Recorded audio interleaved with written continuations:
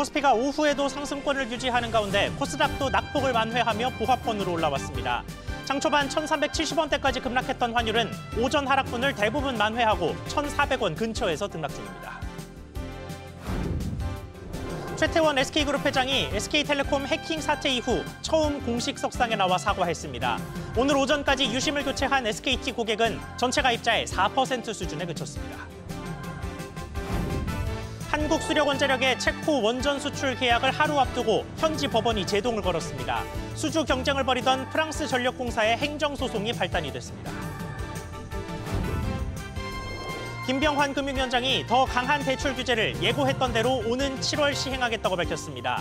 예금 보호 한도를 1억 원으로 2배 높이는 방안은 9월 시행을 예정했습니다.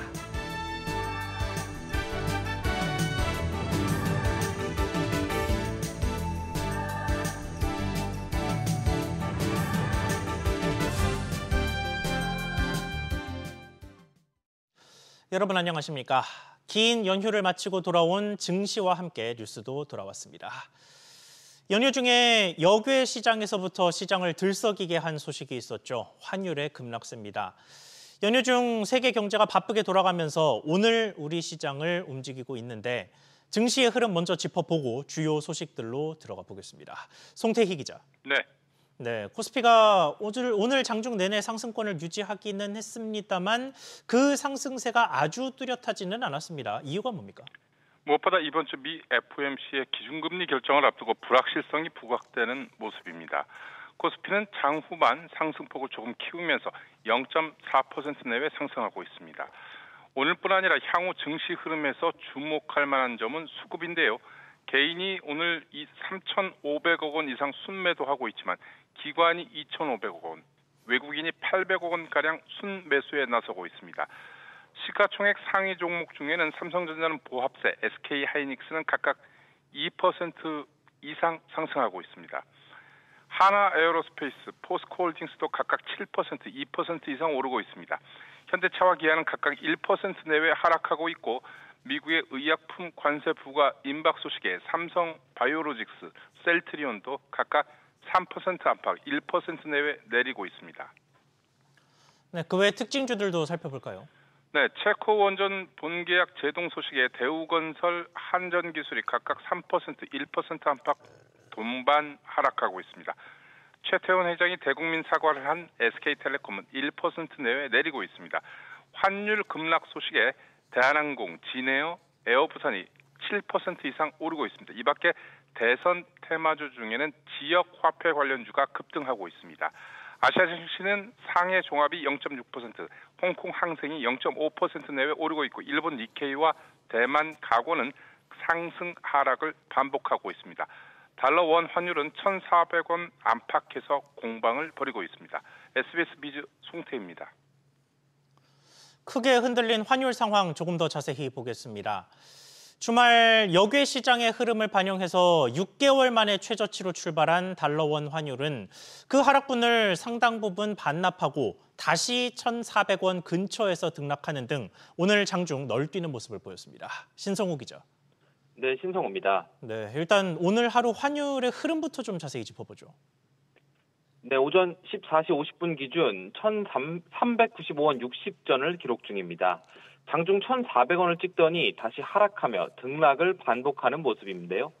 오전 달러원 환율은 전거래일인 지난 2일 주간거래 종가와 비교해 약 25원 내린 1,380원에서 거래를 출발했습니다. 달러원 환율이 주간거래에서 1,300원대로 내려간 것은 지난해 12월 2일 비상계엄 직전 이후로 처음인데요. 개장가를 기준으로 하면 지난해 11월 이후 약 6개월 만에 가장 낮았습니다. 이후 서서히 상승폭을 키우더니 장중 1,400원을 돌파하기도 했는데요. 개장가 대비 20원 가까이 오르면서 하락분을 대부분 반납했습니다. 네, 연휴 중에 환율이 하락했던 거는 대만과 미국 사이 무역 협상의 영향을 받았다고들 하던데 그러면 오늘 장중에 이렇게 급격하게 다시 오른 이유는 뭡니까? 네, 중국 중앙은행의 유동성 공급 움직임에 우리 환율이 영향을 받은 것으로 풀이됩니다. 오늘 중국 중앙은행은 오는 15일부터 은행 지급 준비율과 정책 금리를 낮추기로 했는데요. 사실상 기준금리 역할을 하는 대출 우대금리 LPR도 0.1%포인트 낮출 것으로 전망됩니다. 미중 무역 갈등부터 아시아 통화 강세, 또 중국 등 주요국들의 움직임까지 환율 변동성이 날이 갈수록 커지고 있는 모양새인데요. 환율에 대해 이창용 한국은행 총재는 변동성이 굉장히 크다며 어느 방향으로 갈지 예단하기 어려운 상황이라고 밝혔습니다. SBS 비즈 신성호입니다. SK텔레콤의 초대형 해킹 사태에 결국 최태원 SK그룹 회장이 공식 석상에 나와 사과했습니다. 다만 사태의 수습에는 여전히 속도가 안 나고 있습니다. 김동필 기자, 최태원 회장이 직접 사과를 했습니다. 네, 그렇습니다. 사태와 전개화되고 정치권에서도 비판 여론이 커지자 최 회장이 직접 나선 것으로 풀이됩니다. 사이버 침해 사고로 고객분들과 국민들께 불안과 불편을 초래했습니다. SK그룹을 대표해서 사과드립니다. 최 회장은 정부 조사에 적극 협력해 사고 원인 규명에 주력하고 피해가 더 이상 발생하지 않도록 만전을 기하겠다라고 덧붙였습니다. 그는 또 외부 전문가 중심의 정보 보호 혁신위원회를 만들어서 SK그룹 전반에 대한 보안 실태를 검사하겠다고 강조했는데요. 최 회장은 단순 IT 보안 문제가 아닌 국방 문제라고 인식하고 있다라면서 안보 체계를 제대로 세우겠다라고 말했습니다. 위약금 문제에 대해선 이사회 일원이 아니라 한정되어 있지만 고객 간 형평성 문제와 법적 문제를 포함해서 SKT 이사회에서 검토하고 있다라면서 최대한 불편이 없도록 해결됐으면 한다는 생각이라고 답했습니다. 네, 다만 유심의 교체 작업은 여전히 더디죠. 네, 그렇습니다. SKT는 오늘 오전 9시 기준 107만 명이 유심을 교체했다고 밝혔는데요. 전체 가입자가 2,500만 명이라는 점을 고려하면 약 4% 수준입니다. SKT는 내달까지 유심 1,000만 개를 확보하는 한편 교체에도 속도를 낸다는 방침인데요. 다만 하루에 처리할 수 있는 용량이 20만 명 정도 수준에 그치면서 모두 교체하려면 약 3에서 4개월 정도는 더 걸릴 것으로 보입니다. 유심보호 서비스에는 2,411만 명이 가입하면서 해외 로밍 이용자를 제외하고는 100% 자동 가입을 완료했습니다. 한편 SKT는 내일 예정된 국회 과방위 청문회에 불출석 사유서를 제출한 최 회장 대신 유영상 SKT CEO가 증인으로 참석한다고 밝혔습니다. SBS 비즈 김동필입니다. 이런 가운데 해킹의 후폭풍으로 SKT 가입자들의 통신 요금 조회도 차질을 빚고 있는 것으로 확인됐습니다. 대대적인 전산 점검 때문인 것으로 보이는데 이 때문에 이른바 짠테크족이 손해를 봤다는 반응도 나왔습니다. 무슨 상황인지 알아보겠습니다. 오서영 기자, 일단 요금 조회는 어떤 상황입니까? 네, 현재 SKT 요금 조회가 안 되고 있습니다. 기존에는 매달 7일에서 12일 사이 순차 발송되던 요금 안내서는 이달 9일에서 15일 사이에 순차 발송될 예정인데요. 이달 요금 안내가 이틀에서 8일가량 밀린 것으로 확인됐습니다. 이달 요금 안내서 우편 수령은 더 늦어질 수도 있는데요. SK텔레콤이 운영하는 T월드는 시스템 안정화 작업으로 인해 5월 요금 안내서 발송 일정을 변경한다며 6월엔 정상 발송한다고 밝혔습니다. 이번 해킹 공격으로 가입자 유심 정보가 탈취된 사건 이후 전산 점검에 더 시간이 필요한 것으로 보입니다. 네, 그런데 이것 때문에 손해를 보는 사람들이 있다면서요? 그렇습니다. 이번 요금 조회 지연 상황에 재테크로 활용하는 결제 차질도 잇따르고 있습니다. 통신비 분할 납부로 카드 혜택을 보는 소비자들 사이에서는 예고도 없이 늦춰서 3일 손해봤다는 반응들이 나오고 있는데요. 신한 도모와 카드 등은 요금, 통신비 등을 5,999원 단위로 분할 결제해 포인트를 쌓을 수 있습니다. 이 카드 혜택을 보려면 청구서가 나온 뒤 수차례 걸쳐 결제를 해야 하기 때문인데요. 특히 카드와 페이 납부를 모두 활용해 분할 결제 혜택을 보려는 소비자들은 청구서가 늦게 나올수록 손해인 상황이라 불만이 커지고 있습니다. SBS 비즈 오서영입니다. 연휴 중에 갑작스럽게 전해졌던 소식이죠. 유럽으로의 첫 원전 수출로 기대를 모았던 체코 원전 계약이 체결 코앞에서 멈췄습니다. 어쩌다 이런 일이 발생했고 또 앞으로는 어떻게 되는 건지 취재기자 연결해 보겠습니다. 류정현 기자, 일단 왜 제동이 걸린 겁니까? 네, 체코 브루노 지방법원은 현지 시간 6일 두코바니 원전 2기 건설 사업의 최종 계약 서명을 금지하는 가처분 결정을 내렸습니다. 계약 당사자는 한국수력원자력과 체코전력공사의 자회사였는데 서명식을 하루 앞두고 나온 결정입니다. 한수원의 경쟁 입찰자였던 프랑스 전력공사가 입찰 결과에 대한 이의 제기를 체코 반독점 사무소가 제대로 보지 않았다며 제기한 행정소송이 발단이 됐습니다. 체코 법원은 계약이 체결된다면 프랑스 전력공사가 행정소송에서 유리한 판결을 받더라도 공공계약을 따낼 기회를 잃게 된다고 설명했습니다. 그러면서 계약 지연에 따른 부정적 결과보다 효과적인 사법심사를 보장하는 공익이 더 우선한다며 이 같은 결정을 내렸습니다. 갑작스러운 결정이 현지 시간 7일 예정됐던 서명식은 무산됐습니다. 네, 그러니까 우리나라로 치면 공정위 결정에 불복하고 법원을 갔다라는 얘기인데 우리 입장에서는 대응책이 필요할 텐데 항고에 나서야겠죠. 네, 현지에서 안덕근 산업통상자원부 장관과 황주호 한수원 사장이 기자들과 만난 자리에서 밝힌 내용인데요. 체코 전력공사도 기본적으로 한수원과의 입찰 계약에 문제가 없다는 입장입니다. 안 장관은 항고는 체코 전력공사가 해야 한다며 구체적인 법률 검토 작업 후 항고할 것으로 알고 있다고 설명했습니다. 황 사장은 조만간 체코 전력공사가 기자회견을 할 예정이라며 법적 절차적 문제를 설명할 것이라고 언급했습니다.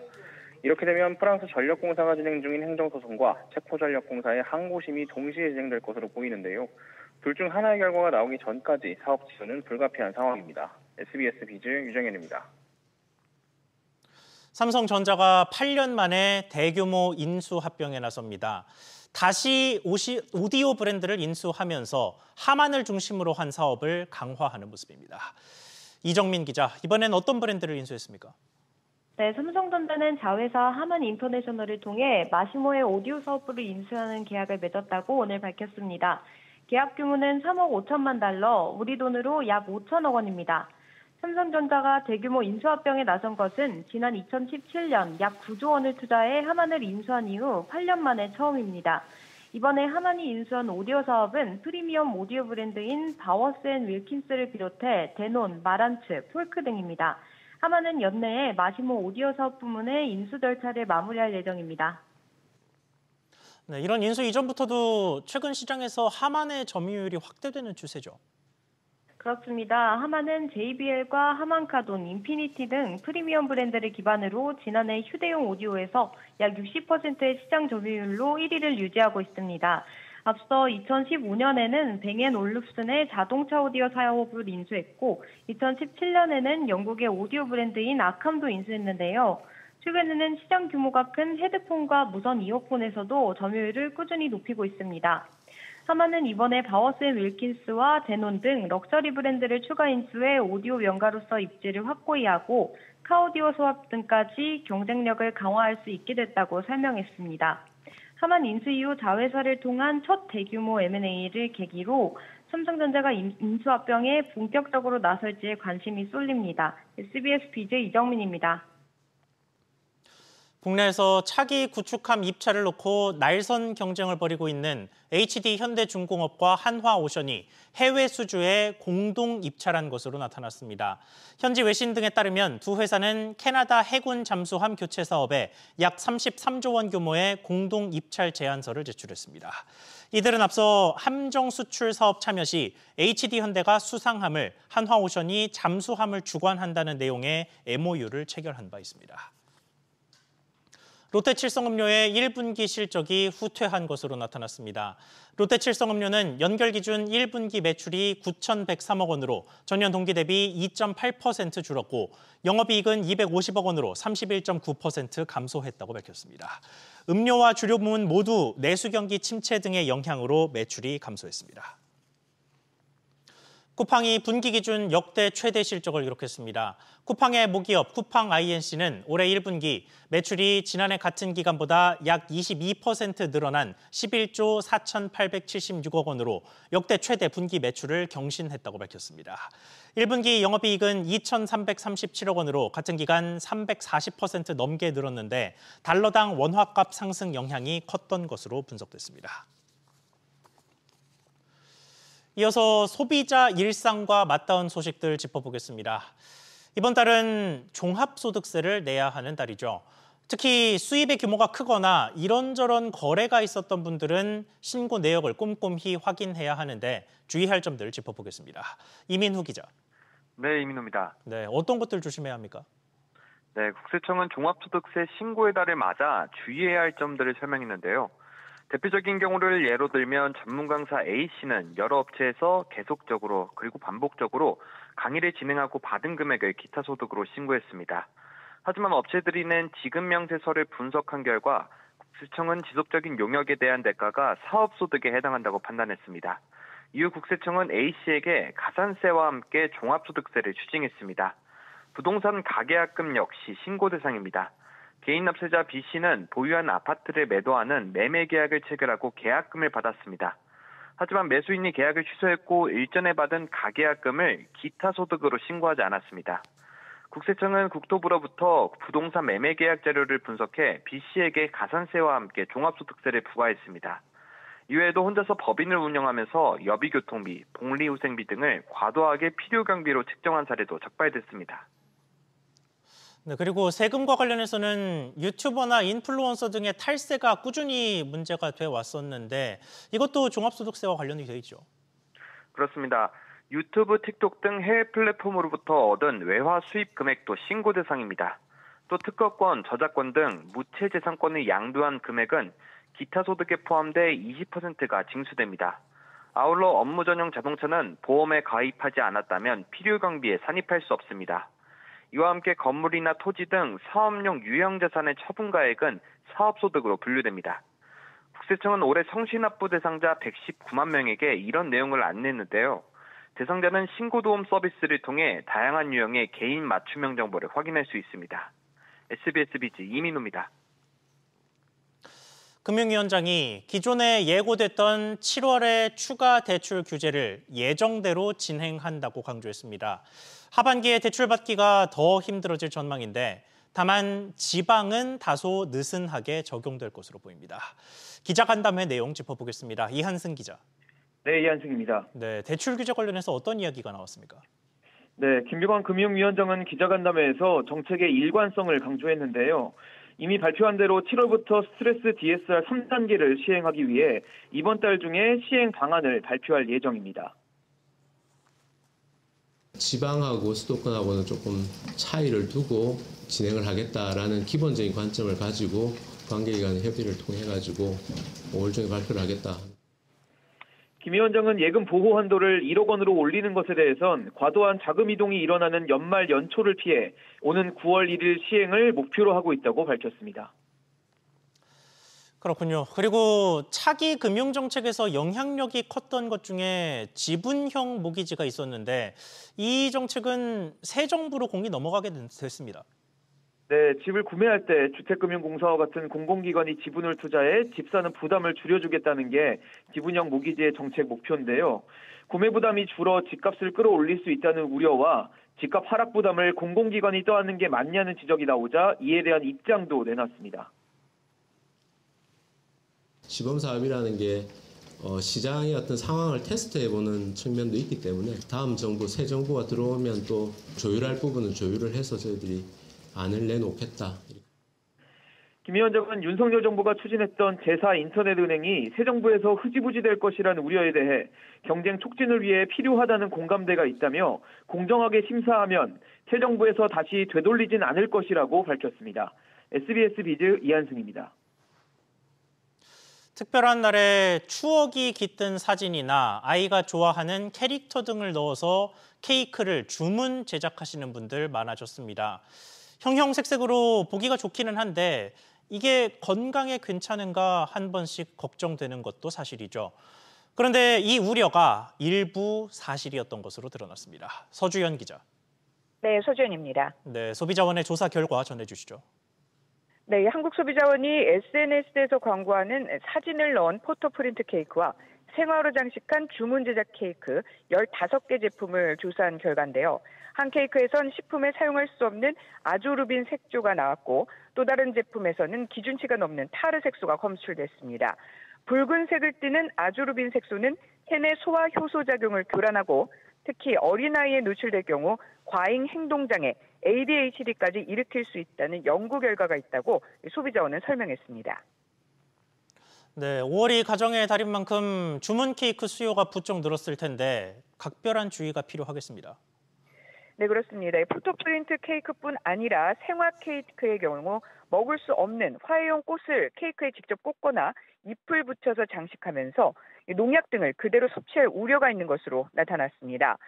식용이 아닌 꽃은 랩이나 포일로 감싸서 식품에 직접 닿지 않도록 해야 합니다. 소비자원은 해당 업체들의 개선을 권고하는 한편 식품의약품안전처에 새로운 유형의 케이크 제품에 대한 안전성 점검을 요청하기로 했습니다. SBS 비즈 서주연입니다.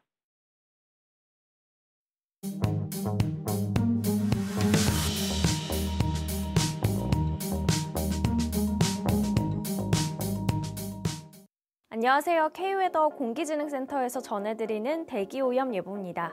일상으로 돌아온 수요일 미세먼지 걱정은 없습니다. 전국이 좋음에서 보통 단계를 보이고 있습니다. 서울도 전적 공기질 깨끗하고요. 중곡동을 중심으로 먼지 농도가 가장 낮습니다. 오늘 낮에는 아침보다 기온이 크게 올라 포근해지겠습니다. 낮 기온 서울 21도, 광주 22도 예상됩니다. 전국 하늘은 구름이 많아지는 가운데 공기질은 오후에도 깨끗하게 이어지겠습니다. WHO와 환경부 기준으로 미세먼지 농도 전국이 보통 단계를 보이겠습니다. 내일은 중서부를 중심으로 공기질 한때 나쁨 단계를 보이겠고요. 금요일 전국에 비가 내리면서 공기질 깨끗해졌다가 다음 주 초반 다시 중서부 먼지 농도가 높아지겠습니다. 지금까지 대기오염 예보였습니다.